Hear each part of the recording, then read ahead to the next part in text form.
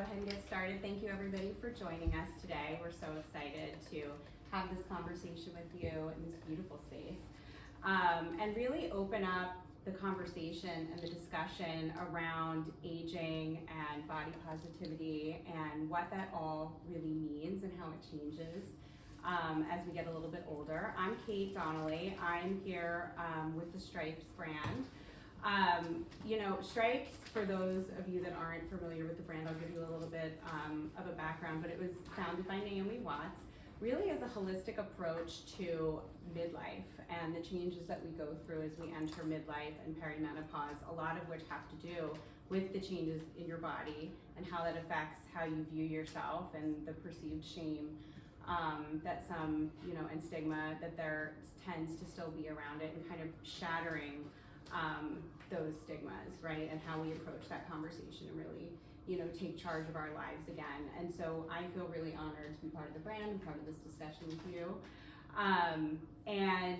There's really three core pillars of our brand. One is education, and that's a lot of what we're gonna do here today, right? Is talk about what is happening to our bodies in this time and how we can, make positive changes in our lives. Community, right, of course, and there's Teresa here from our team as well, which I encourage all of you to connect with after the discussion, because really, what we find is everybody that kind of enters this stage in their life sort of starts to feel like they're the first person to ever go through this, right? A lot of it wasn't talked about when we were growing up, and really having that sense of community brings a lot, you're able to kind of break through a lot of that shame, a lot of the discussions, a lot of the unknowns, and really start to connect with people and feel better. So our community is called the Hotspot, and we're excited to have you all join it, which is the hotspot right now in here. And then of course we have all of our science-backed products, which are backed by Amorous, and it's head to toe, or as we like to say, scalp to badge, because the changes in your body really occur everywhere, and we're really a hydration brand. So, after the discussion, we can, we have some of our products set up over there. We can talk about, each of them, and you're welcome to try them out. But what we're really here for today is to talk about body positivity at any age, and we have a great panel of speakers for you today. So I'd love for each of them to kind of introduce themselves, talk about maybe what body positivity means to you. We can start with Dr. Fenske. Talk about hotspot. Talk about the hotspot. And yeah, so we'll get started. All right. Thank you everyone for coming today. It's I think this is just such an important event. I'm hoping that this will be kind of the beginning of changing things in general in our culture and how we approach, how we approach our images, our bodies as we age. So I'm Dr. Suzanne Fenske. I am the founder of TārāMD. I am a board-certified gynecologist, as well as double-boarded in integrative medicine, trained in functional medicine, and a North American Menopause Society certified provider. So I do a lot of perimenopause and menopause, and to approach it from kind of this 360 approach with lifestyle, as well as medication, supplements, and so on. I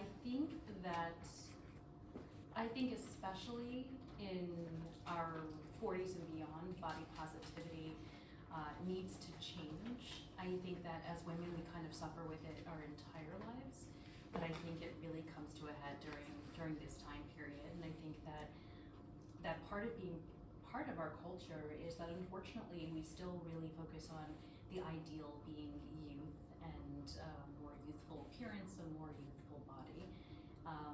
And I think that we have to embrace that we are fantastic and beautiful and amazing in every stage of our lives, and it's amazing what our bodies can do. So, thank you. Lauren? Hi, I'm Lauren Dimmitt-Waters. I am a almost 20-year blogger, started in fashion and beauty, and there were a lot of rules to fashion, it seemed, when I was covering fashion back then, and I was younger and I didn't mind playing by those rules, and it's very judgmental, and I just noticed as I was approaching midlife that I'm not really a rule follower, and I don't like rules, and I'm stupid, and I just decided that I wanted to focus more on aging well. And to me, that means whatever helps you through this journey, and what works for one person may not work for another, and it's up to you to advocate for yourself. It's up to you to wear whatever the hell you want to wear. There are no rules. Just feel good in your own skin and just try to get through this journey. So wait, what was the question? Oh, wait, I'm also an influencer now, which kind of came later because there was no Instagram when I started, and that I prefer blogging, but it seems like this is just where the roads have led. And I also have a podcast called Beauty is a Bitch, which is about taking control of the aspects of aging that you can control. And there are some that you can control and there are some that you can't. And I like exploring those and finding out like what's new in aging well and what's kind of crazy, and figuring out if it's worth the money, and if it's not, most of it's not worth the money. And that's kind of where I am. Okay, so now I'll answer the question. Okay, so the question was, again, what does body positivity body mean to you? positivity mean to me? Well, I think I kind of said what I think. I think it's accepting yourself for where you are at this moment and learning to love yourself in this moment. I got here through a lot of this had to do with chronic pain that I had. I had a back that my spine aged way before I did, and it got me in touch with my body. The one good thing that come out of it is that I learned to really hone in on what's going on with my body internally, and I promised that that was a gift that I was given through all the excruciating pain and the hell that I went through in 2 surgeries. So when I had the second surgery, 5 years later, I knew to go within, and that the body is an amazing thing, and it continues to be amazing, and its ability to heal itself, if you treat it well, is quite spectacular. So that's what it means to me. I think it's like getting in touch with what's going on internally and not wasting our time thinking about like that 30-year-old body that we were so critical of, that we would now give our, right pinky to like have back again, and like how mean we were to it. And if I could go back and be like, oh my God, you were so awesome, I would do it. So that's what it means to me. Hope that answered the question. Perfect. Hi, I'm Esther Blum. I'm an integrative dietitian and menopause expert, and this is my 5th baby. See you later, ovulator. All about mastering menopause through nutrition, hormones, and self-advocacy. And to me, there is nothing greater than a woman reclaiming her power by choosing to feel alive and present and pleasure in her own body. And a lot of women come to me obviously wanting to lose weight they've suddenly gained in perimenopause or menopause. They come in not recognizing their bodies, feeling they've lost their way, feeling they've lost themselves, not feeling attractive in bed, not wanting to take their clothes off during intercourse, really just completely feeling so self-conscious. And after a while, the work we do, yes, we get them on a beautiful eating plan and get them feeling energized and sleeping through the night, but it's such an honor and a privilege to witness the real journey, which is I came here to lose weight, but I'm really not focused on that anymore. Now I'm focused on having good energy through the day and having good mental focus and really shifting, the emphasis to just radiant health and aging and optimizing our aging, and not just, and having a real self-acceptance around our bodies, and that we're not gonna go back to, or we may go back to our 30-year-old bodies, but we also may not. So it's kind of detaching from the outcome, and really just focusing on the feeling good in our bodies and feeling alive and feeling pleasure. And so body positivity to me, I was thinking as you were speaking, and now the thoughts are not all there, but basically, body positivity to me is really being present, and being redundant at this point, but it really is, I know what I was gonna say. It's really understanding how you add value to the world focusing on the pounds you can lift versus the pounds on the scale, or how you show up as a mother, a wife, a sister, a friend, a daughter.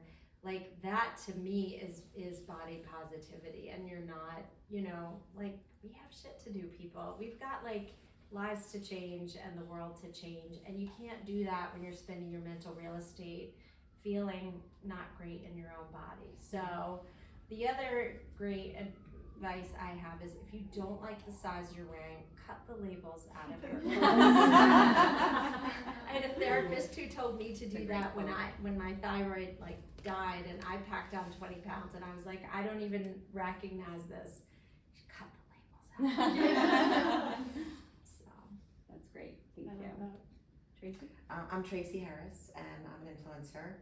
I'm also a life coach, and I work with women and some men, all different ages, but mostly in our sort of midlife age range.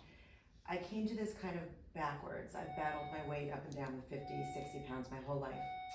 I don't have that 30-year-old body that I wish I had. I don't have a 20-year-old body that I wish I had. I don't have, my sister's here, and she can attest to all of that. I don't even think I have a 15-year-old body that I wish I had. So honestly, like up and down, and I have, you know, the photo evidence to prove it, and the clothing with the size cut out forever to prove it, and it does help a little bit. But I think for me, somehow just life and the evolution of life and grown children and things that happened in my life got this button to go off, and at 50 happened to me, and I said, okay, I'm done focusing on the weight, I'm done worrying about the weight, I'm done hiding in clothing, and I'm gonna embrace it. And so I decided to try modeling, which I did for a few years, and then the pandemic happened and it led to influencing because I was home.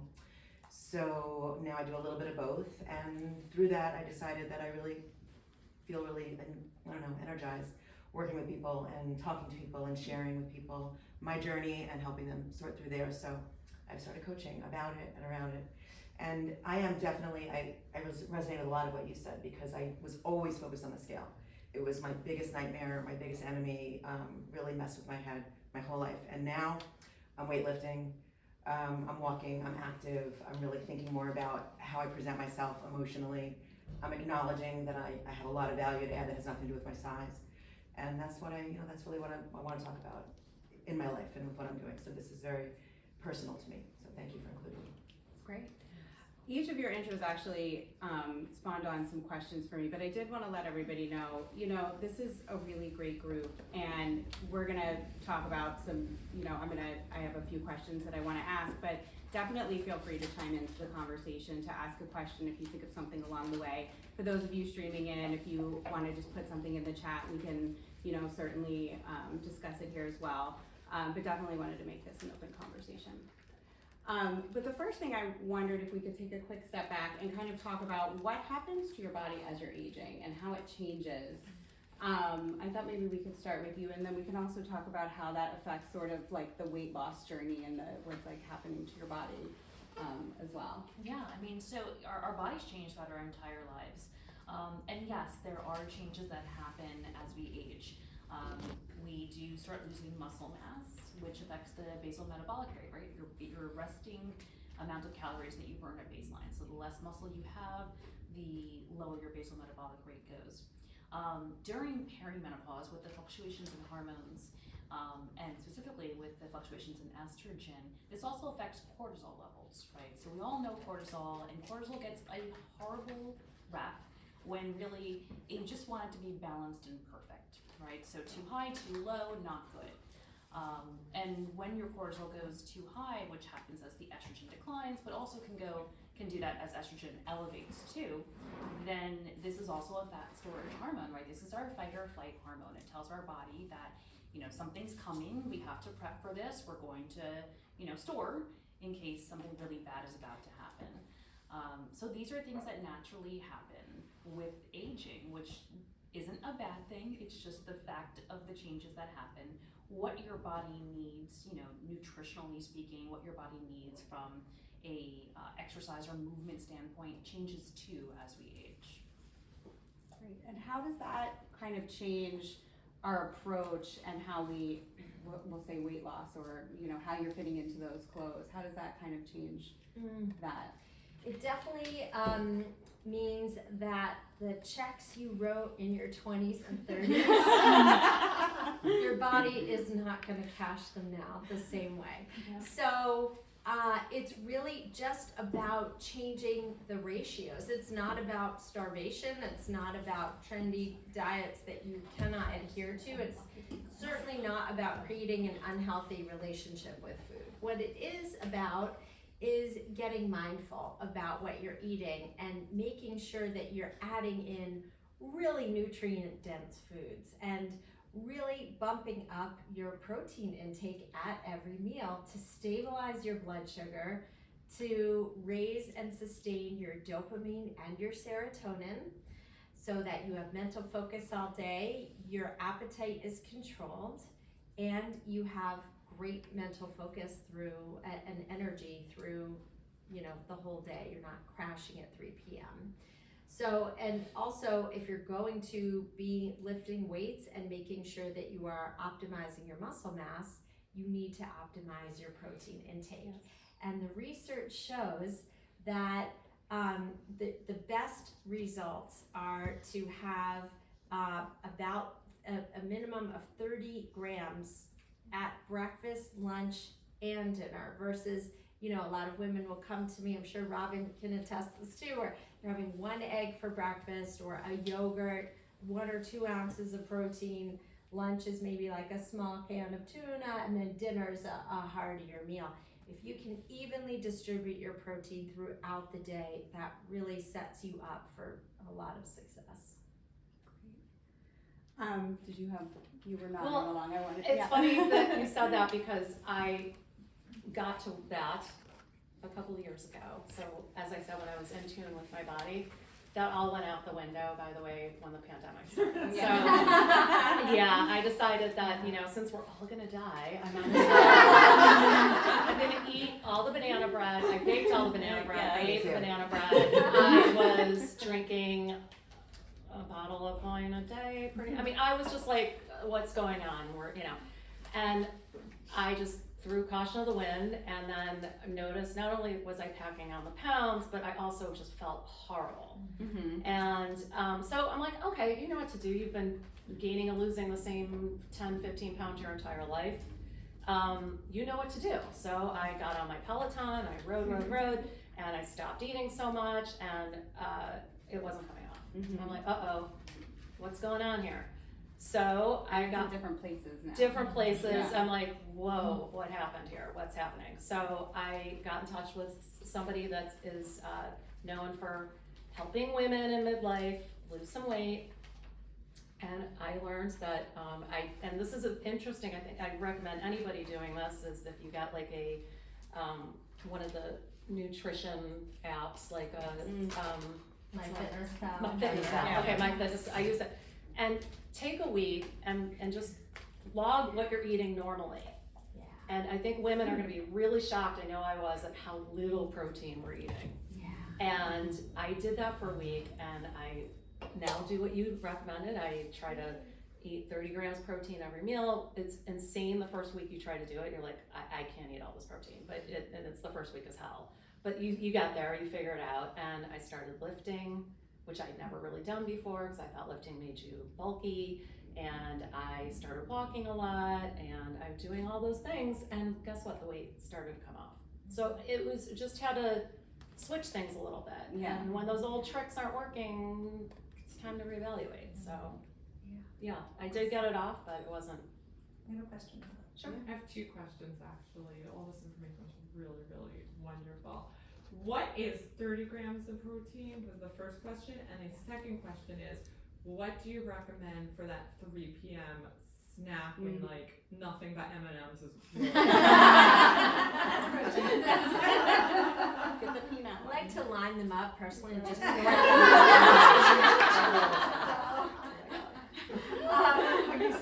I know I made a reel where I was That's so sorting good. mine. So good. Yes. So yes, so if you are having the 3 p.m. craving, really bump up your protein at breakfast and see. So 30 grams, it's like 4 ounces. There's 7 grams in an ounce. So that would be like 2 eggs and 2 slices of turkey, Or you could do a protein shake with 2 scoops of protein powder, or if you like smoked salmon. Sometimes I eat chicken, I eat tuna fish, your body doesn't care if you're. Skipping breakfast is a no-no, because I find if I eat breakfast, I'm hungry. Like, it gets my metabolism going. Yes. And then I eat No. lunch, but I could actually go to lunch too with Yeah. nothing.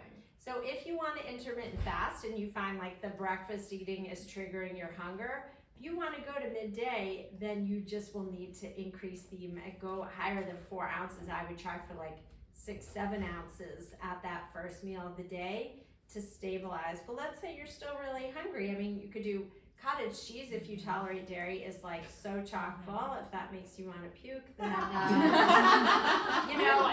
I love good culture. Oh, Good It's culture is so really good. good. Yeah. That's a Delicious. good, that's actually a good one. so delicious. Yeah. But I keep, I'm a weirdo with, like, I'll eat anything. I'll take scissors and cut up sticks of jerky with some nuts in a bowl and kind of snack on that with like some kale chips or beets.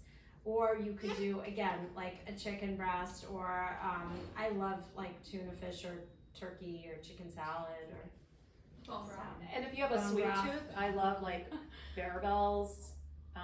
They sell them at Trader Joe's. They're protein bars. They're actually really good, and they're 20. I think it's 20 grams of I protein. think the Built bars are really good too. Yeah, you know, just like for the 3 o'clock, I keep one in my bag just so I don't make a really stupid mistake. And I also walk around with like a handful of almonds. Don't overeat the almonds. Almonds are good, very good for you, but not if you eat an entire large bag of them. So like, I just kind of make sure I keep something in my bag for that time so I don't end up doing something really detrimental. But I found I can't intermittent fast and get all the protein in, so I had to stop. I can't do it. I can't do it because it makes me want to pass out. Yeah. Like I definitely have. Yeah, intermittent blood sugar fasting issues. is great for some people. I think it's Very unique, and you also want to know about like your cortisol levels and Right. whether you're a certain way before you kind of commit to that Yeah. during the So time.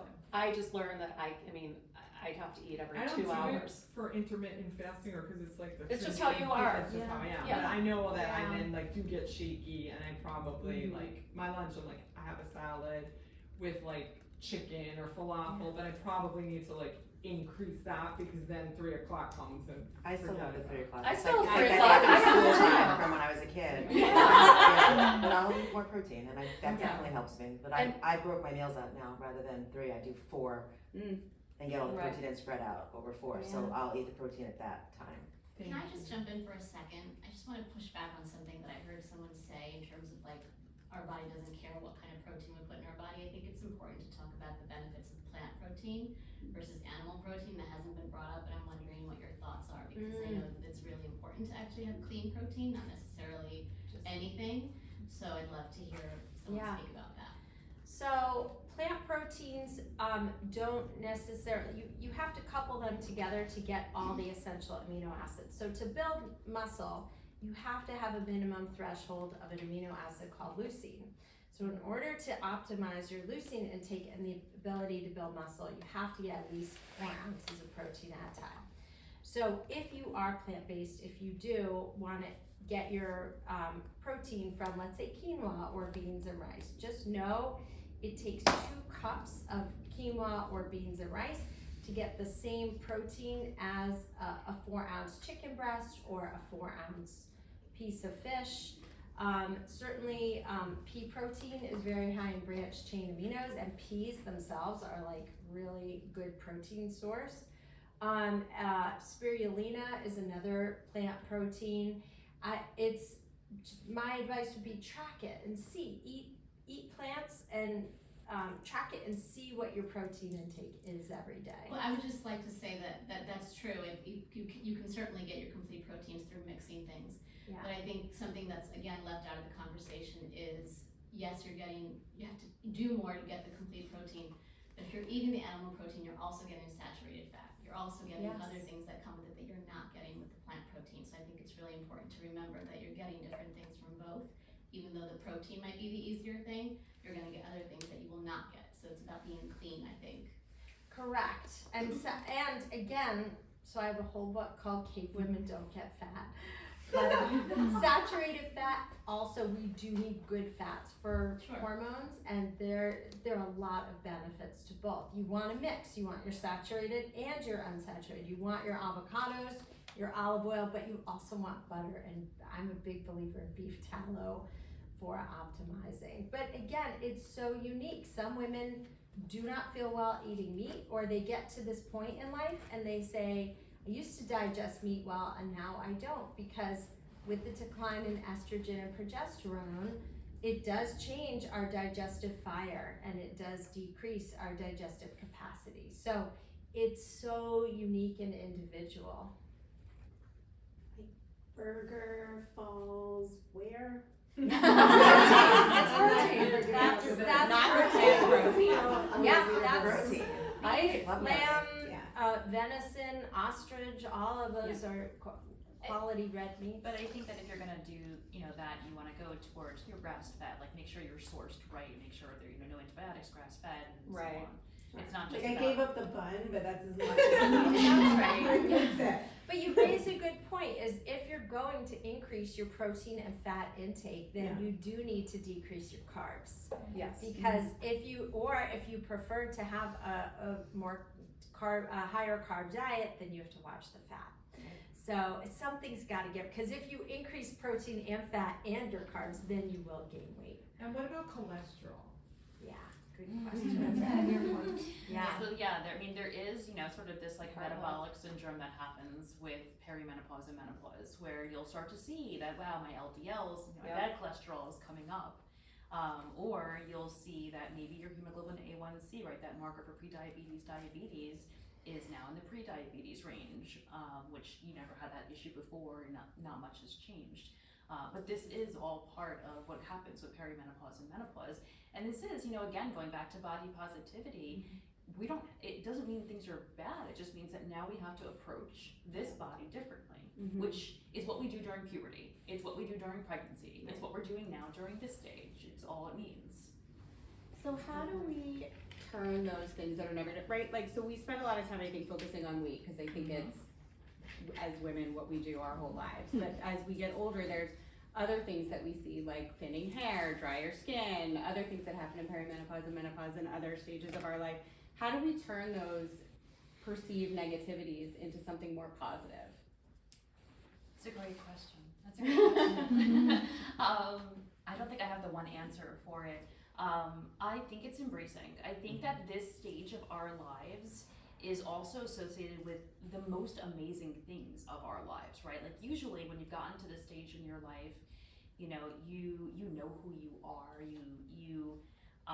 You're really much more familiar with the way that you think, what you want, what you don't want, and part of my language, but you just don't care about the bullshit as much anymore. And I love that about where I am now. Like I used to think so much about, what do people think and how am I coming across and does this person like me? And now I'm like, I am who I am, and not everyone's gonna like me, and who cares? So I think that that's one of the things you first, like to really rewire the way that we think, first and foremost is focusing on the positive aspects of aging, right? The knowledge base we have, the experience that we have, the knowing who you are, what your body's done. Like you had said, thinking about the back surgeries that you had, like what your body got through, what you got through, like what your body was able to get through. And then focusing on that first and foremost. And yeah, you have the dry skin, okay, there's treatments for that, there's options for that. The hair loss, there's different reasons why this happens during this stage of our lives, get down to the root cause of it, and there are some options for workarounds with that too. Those things are modifiable. Yeah. I think that's a huge part of it, and I think that the community, and I'm in a bit of a bubble because I'm in this midlife community online, so I will say find your tribe, find your community, because there is so much out there. I've suffered from hair loss, I've suffered from the weight stuff, the hot flashes. I've been dealing with menopausal symptoms since I'm 45, and I'm 54 now. I'm still dealing with them. So at first it was like, what is this? I had no idea, because it was never discussed. I completely clueless. But through community, through looking for things online, through finding companies that are embracing and educating and coming up with things that help, you have to take control and you have to go and seek it out. So through medical professionals, through companies, through community, other women going through it, and open the dialogue and the conversation, because we're all going through it. Right. Every single one of us. No one gets out in some way, shape, or form. So it's true. Like, I mean, I have a friend who had a hot flash done. I'm like, really?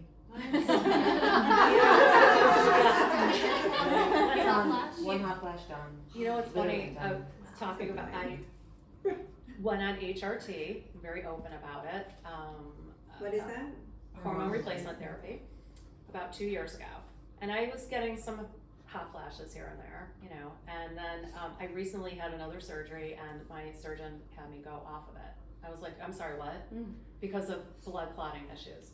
So I had to go off of it for a month, and I was like, all right. I was really not happy about it, I might add, but I was going along. I'm like, okay, it's not so bad. Then about a week before the surgery, so about 3 weeks off of it, I got a hot flash, followed by another one, followed by another one, and I was like, oh my God, this HRT stuff works, you know, and I didn't know it until I was off of it. And then I was begging him, I'm like, when can I go back on? This is affecting my quality of life. When can I go back on? So talking about it really helps. I think knowing that you're not alone, definitely the community, like you said, meeting other women. It's amazing to me that my mother never, ever, God only knows she talked to me about getting my period constantly when I was younger. I was so prepared for that day, and then never talked about menopause, ever. Not a conversation. Yeah. So, like, why are we, you know, I know that that's changing. I know that the conversation is happening, but, you know, we go through all of this, but I think women are becoming a lot more open about it. I'm definitely having the conversation. It's like, it's not taboo anymore, I which think is so great. too. Yeah. It's definitely a conversation, and I think women of our generation are talking to their daughters about it. Because I have a 23-year-old, and she knows more than she cares to know about it, because I've dealt with so many symptoms. But in having her friends around in my world all these years, they're all much more knowledgeable. They're obviously, their moms are talking to them, and I think it's shifting, you know, at least in what I see. Yeah, I don't think they're gonna experience it the same way we are. And We're also, kind of they're not afraid to talk normalizing about anything, so that's the difference. Like, Yeah. you know, it was taboo as a subject, and now I think maybe they don't know about it, but they're certainly not afraid to ask about it. Well, Yeah, also so- Gen X, I mean, which we talk. I mean, we get it done. You know, we are gonna like talk about it. We're gonna change it. We're gonna get it done. We are not gonna go quietly. So I think that's also a good thing. I have a question about processed foods. So when I went through menopause, I figured out the triggers or the flashes. Spicy foods, salt, alcohol, sweets, stress. Reduced those as much as I could, and it's been 10 years since I went through menopause. I only had the flashes at night. I'm 100% triggered by By one those of those things. things. One of those things, so I can control them. Lack of sleep for me too. It's being tired. But I keep hearing more about ultra-processed foods and how bad they are. So protein bars, the powder you put in protein shakes, peanut butter, cereal, all of those things. How do you get a balanced, nutritious diet? And I'm a pescatarian because the hormones that the turkeys and chickens eat were causing me to have inflammation at menopause. Stopped eating them, no more inflammation. So all of mine has been food-based, except for stress. Beautiful. How do you? It's good you figured that out. Yeah. Yes. Yes. You're very lucky. Had to, wanted to stay married.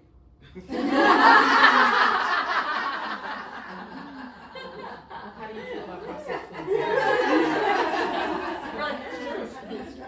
Yeah, I am very much a reality Barbie, and like you, I don't like the rules. So but yes, I mean, each of us has to determine how much we can get away with, how much can we push and play without paying the price afterwards. So yes, if you notice, for you thank goodness figured out, you know, that the turkeys and the chickens were causing you a lot of inflammation, and the sugar and the booze was causing a lot of hot flashes, and for some people caffeine is also a big trigger.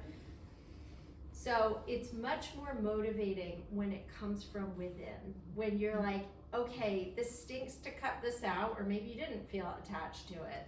If you told me I could never have another martini, I'd be like, oh, that stinks. But if I knew that I could never lose another night's sleep. Play it by those rules. Yes. I feel like I could Trade live off. with that. Mhm. It's Yeah. a trade-off. Yeah. Agreed. So I think it's a trade-off, but yes. You mentioned caffeine, and I Yeah. recently just quit coffee, and I mean, I love coffee. I love the smell of it, I love the taste of it. And I was noticing that in the mornings, just after 9:30, I would get very hot. I knew it was a hot flash, but I couldn't figure out why that time of the morning. And besides that, I was also very bloated. My body wasn't digesting food efficiently, in my opinion. So I just quit maybe about 2 weeks ago. I've already started to feel less bloated. Not getting those hot flashes at 9:30 in the morning because it was just after I had my coffee. And you said caffeine, and I said that it didn't resonate with me that I wasn't having hot flashes after at 9:30 until she started talking about the foods that she cut up. Like, oh wait, Oh, you just I realized don't this think now. I didn't have a Wow. hot flash in a few mornings because it was a certain time of the day. I didn't have them all day, but just randomly in the morning I would get so hot. I was like, is the sun getting on me? Like, yeah, because I'm near a window, but it wasn't that. It was just See, it's great when you figure these Find things out. out. It is. It's life changing. yeah. You know, and there's tea. There's if you want to drink something hot. You know. Yeah, I'm now using coffee substitutes. It tastes almost as good as coffee. So I'm getting used to it. What brands do you Like like? the Share, mushrooms? share. Yeah, Oh, well, what brands do I you wish I like? could remember the brand. I just started using it and bought it off Amazon, and it's a French vanilla, but it's so good. It has a very chalky kind of The flavor. dandelion, is it maybe It dandelion? Yeah, and it, Dandelion tea that tastes like coffee. it's definitely supposed It's a to mimic substitute, coffee. So you just like coffee, you have to make it just like you would. I put it in a French press. It's Oh, really- awesome. Yeah, it's really good. So I feel like I'm having coffee without the Awesome. negative part. And I also like, for me, matcha has been pretty. I had a hard time getting over to it, but now that I get like really good matcha that's organic and a good brand and stuff, I'm okay because I was getting like zoomies from them. Yeah. Some people I know have had problems with matcha. I used to have problems with matcha, but it turned out that I was used drinking crap. Like don't get matcha at Starbucks kind of thing. You know, like you make Oh, sure. that's interesting. Yeah, like get the matcha curry makes a great organic. You know, and that's something else I want to bring up too about like I learned too, and you, because I'm doing nutrition stuff now. I'm getting working on that. But no, that I did want to say about plant-based. I also learned with plant-based though, with going with that you also need to be very careful because a lot of like pea protein is not organic and it's crap. And you think that you're eating healthy because it's plant-based, but you really need to do your research and make sure that what you're eating that is plant-based is actually going to be okay for you. And so I just think a lot of it's marketing and a lot of what happens in our demographic right now. I think a lot of it is marketing, and you just have to be careful. And listen to your gut. I mean, advocate for yourself and listen to your body, which you did and what you did, and we've all done that. But we're trying to. At least we're hopefully working towards that. But try to eat organic as much as you can, and realize that a lot of this plant-based stuff is. I think it's also really hard to get the amount of protein into your body without the calories being off the charts Yes. when you're eating the plant-based. Agreed. Because I just redid my Agreed. whole nutritional thing. I had some health concerns and went to a nutritionist and went on, I'm weightlifting, so I'm eating basically what you're talking about, which is what I realized last time I was here. I was like, oh, okay, check, I'm doing it right. Yeah. Rocking it. But yeah, so it's all that protein and lots of vegetables and minimal carbs and keeping the fats later on in the day and all that. But originally I was trying to incorporate a lot of plant-based and beans and quinoa and stuff, and like I couldn't get the calorie where it needed to be and get the amount of protein and feel satisfied. So It's really hard. Same thing with the intermittent. Very There's- challenging for me. Yeah, Yeah. I agree. With the protein, so for people that go on to hormone therapy, did you say that you're on hormone therapy? Oh yeah. I am So- Happily. Oh, nice. Yes. Yeah, I was actually, Very sorry helpful. to cut you off, after her question, could you guys touch upon the hormone therapy? Because it's like this buzzword or something you hear, but not necessarily like how do you know, like, yeah, if you could. Sure. So I'm probably about to start hormone therapy, and so if that's going to balance out my hormones, how important is it that I still have like the 30 grams of protein? Because wouldn't your balanced hormones kind of put you back in a more stable position where you can just have like a regular amount of protein, or does it not quite work that way? Not quite. Doesn't quite work that way. You still wanna be able to maintain muscle mass. Okay, so The protein's also gonna help maintain muscle mass, and the satiety, right? So having more protein in your diet is going to benefit you in being more satiated. so the hormone therapy doesn't actually do anything for your muscle mass, that's separate, or? Right. Okay. Okay. Hormone therapy helps with so much, It I have to does. say. I mean, I tried to rough it for a while, and then I tried bioidenticals, which didn't work well for me, so I'm on straight, I'm on a patch and a progesterone pill, and Yeah, It's I'm ready. night and day. It is. I was Literally. scared. I was scared at first, and I don't know I why. was. Now I'm like, I tell everybody, like, do it. It's great. Well, If you yeah, need it. on that, If you need I it. think Yeah. so many, because I run a midlife women's membership club, and everyone is like, well, just wait till it gets bad enough. And it's like, why do we do this as women? It's like, Yeah. we're Yeah. just going to suffer and suffer, and then when we literally can't take it anymore, then we're like, oh, okay, maybe I'll do something to help myself. And I'm doing all the holistic stuff, the nutrition, the exercise. I'm working with a strength and conditioning coach, and I'm still feeling like anxiety is off the charts. Yeah. And the hot flashes, the vaginal dryness. I mean, I talk about it all over the internet, and I'm like, but I know that there's a missing part of the puzzle, and I really think at this point it's hormones. So I've just got a prescription this week, and I'm kind of just waiting for that to all sort out with insurance, and then Fill it. oh my god, Yeah. Do it. Feel so It was much You better. will, life you changing will. for me. And you know, it's That's what it's I keep interesting hearing. because it helps. Everybody has different benefits from it. So for me, it's helped with the hot flash.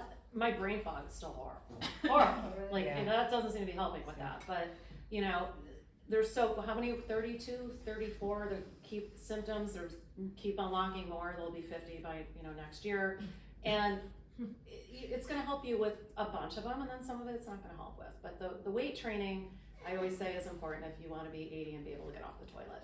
I heard Which that is- the first one the other yes. week, and I was like, oh my god, that visual just Yep, really stuck in yep. my head. I saw what climbing into bed and not doing weight training did to my mother. I watched a very vibrant woman go down the tubes very quickly, and I saw firsthand that if you don't use it, you lose it.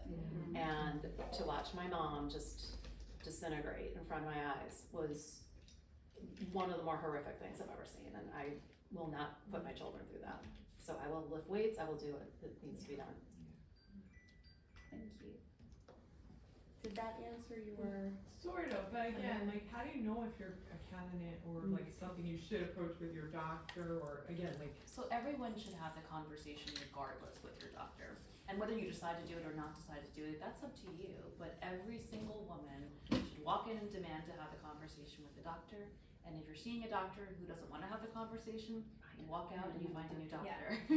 But you want to know and you want to be fully educated, right? So how you would know, still the indications for hormone replacement therapy are vasomotor symptoms, right? Hot flashes, night sweats. But regardless, they can be used for lots of benefits. And there's different hormones. You know, if you only have, for example, vaginal dryness is the only issue that you have, you can be on moisturizers, you can be on local vaginal hormones that you use that are not systemically absorbed or not going through your entire body. Right now, I think the pendulum is swinging back to midline a little bit more. We're still not there in regards to hormone replacement therapy coming off of the Women's Health Initiative trial that came out. are there any adverse effects, like, So can it cause breast cancer or? Right, so the data that we have, the data we have is on hormones that are mostly not used right now, right? So the data we have is on conjugated equine estrogen and Provera, NPA, okay? That's the progestin, right? So if it's a synthetic progesterone, it's called a progestin. It means it's just not the same chemical structure as the progesterone that our bodies normally produce. And conjugated equine estrogen actually came from pregnant horse urine. So that was the data, that was the big Women's Health Initiative trial. We don't have data on what most menopause providers do now is more what we say bioidentical hormones, which just means it's the same chemical structure as what our hormones are, our estrogen, our progesterone is. And this doesn't mean that it's compounded, right? People kind of always use bioidentical and assume that that means that you're going to a compound pharmacy and you're getting a cream and it has 5,000 things in it and so on and so forth. And that is bioidentical too, or can be bioidentical too, but there are actually FDA approved bioidentical hormone replacement therapy that your insurance would cover too. That's what most providers will use now when you use it. We know the benefits of hormone replacement therapy, and we might know the risks as well. We know that estrogen taken as an oral form, right, so taking a pill of estrogen as opposed to taking it through the skin as a patch or cream, can increase the risk of stroke and blood clot, mostly in the first year of hormone use. It's questionable about the actual data and risks associated with breast cancer and hormone replacement therapy. As most physicians will say, there can be an increased risk of breast cancer associated with hormone replacement therapy. What we got from the Women's Health Initiative trial was that they had said it's a 25% increased risk of hormone replacement therapy. And that was based on a relative risk, right? So when they did the study, they found that women who were on hormone replacement therapy, 5 out of 1,000 women had breast cancer, versus women who were on the fake, right, were on the placebo pills. And the women on the placebo pills, 4 out of 1,000 women had breast cancer. So they made that and said it's a 25% increased risk, which is not the absolute risk, that's the relative risk to each other, right? Small numbers, relative small numbers. I still tell women there is an increased risk of breast cancer potentially. I don't think, I said this last time too, I don't think we're ever gonna get another trial of the 27,000 women that we had to be able to really kind of evaluate it, because that was so, it just blew up so much, right? So we may never have the full information. We do know that hormone replacement therapy obviously treats hot flashes, night sweats, brain fog, a lot of the symptoms associated with menopause. We know that it's cardioprotective, incredibly important, right? Estrogen protects our hearts. So that is why, men have heart attacks much younger than women do, because our risk doesn't come to heart disease until menopause. Yeah. And we know that it protects our bones from osteoporosis. It also decreases the risk of colon cancer. And there is data that's talking about now whether or not it's obviously if initiated within 10 years, right? I'm sorry, I should have prefaced by saying there is kind of this window of opportunity with hormones. So if you need to be starting hormones within 10 years of your menopause, and menopause being 1 year, no period, right? Because after that point, then actually there's restructuring of the vasculature in our body, and now you're causing more harm than good. But we do know that there's data coming out now that it might be preventative in regards to mild cognitive impairment or dementia, potentially, right? A lot of data coming out now about this. Does it, last question, you've been so knowledgeable. Does it also impact or affect, like if you get your periods like every 2 weeks or how when your cycle's changing, does the hormone replacement help with that as well? It can help with that. I mean, you have to tweak around. Your hormone replacement therapy is gonna change depending on where you are, right? And you can start hormone replacement therapy in perimenopause, okay? Even early perimenopause, sometimes you benefit from hormone replacement therapy. Usually it's progesterone and not estrogen, because you usually don't need that aspect of things. But you can start hormone replacement therapy in perimenopause. You don't have to wait until menopause to start it. And it can definitely help with your cycles overall. And what about if you've been on an IUD kind of before or as you're going into perimenopause? So IUDs are fantastic for contraception. They do complicate things in just this stage of our lives, because we just don't, a lot of women don't get a cycle on a progestin IUD, right? On like the Mirena, Kyleena, the progestin IUDs, a lot of women don't get a cycles. So I can't tell you how many women walk in the door being like, I don't know when my last menstrual period was. I pulled out my IUD and it just never came back, so I don't know. Helpful though with the transition of already being medicated and having some hormones. So helpful if heavy menstrual bleeding is one of your big issues with perimenopause, then the IUD can be very helpful in regards to that. It's not gonna help the rest of the symptoms associated with perimenopause. But if heavy menstrual bleeding is the issue, it can definitely help with that. So before we wrap up, I thought we could just kind of go through, and if you could provide maybe like your best 1 to 2 tips on how we can all practice more body positivity overall. Go first. Yeah. Cut the size out of your clothes. Oh, you just stole that from us. It was already out there. I had to double down on it. But on that line, we all have clothes in our closets that haven't fit in a really long time, and maybe they're 2 sizes or 3 sizes too small. Get rid of them, because if you're ever going to fit into them again, you're not going to want to wear them. You're going to want something that's more current. And the thought of them sitting there, for me anyway, taunting me like, "I'm here, but you're never going to see me again." Like, no, like. Get rid of them, because there's no good in It's the it. best feeling when you can get back. So keep one thing as like a goal thing. The point is that if you have a closet full of clothing that doesn't fit, it's just, you know, and then from that point forward, find things that fit and flatter whatever size you are. Don't not wear things that are in style or fashionable because you feel like you're too large. Like, it's out there, you have to look for it, just like the community and everything else. Fill your closet with things that make you feel good and that fit you properly and that, you know, make you feel, that match your energy, that don't bring you down. So that would be, you know, that took me a long time to get to. I really wore a lot of very flowy clothes and things that didn't fit for many, many, many years. And then I finally said, you know what? It's not making me feel good. And I'm done with that. So, and that's helped a lot, my mindset. Rock on. That's so awesome. Yes. So for me, it's movement. It's daily movement in your body. Focus on the pounds you can lift, not the pounds on the scale. Get your steps in. Just move in your body every day and start the day off with that 30-gram protein meal at breakfast. Your life will change. You will just be a different person as you move through the day. Oh boy, I've got so many. Okay. I would say my tip would be to do your part to help change the narrative and realize that, and Kathy and I were talking about this, that we are not the Golden Girls. We are different. And that's why I say that, it's funny that Fountain of 30 being my site, I say it's because even though I'm in my 50s, I feel 30 and I'm going to continue. Actually, I feel 17, but it's up to us to change the narrative. And I mean, look at us. I mean, we were not the Golden Girls. I mean, they were actually younger than us. That's Yes. so crazy. And that's Right. crazy. No, they were in their 50s. Well, okay, I'm in my 50s.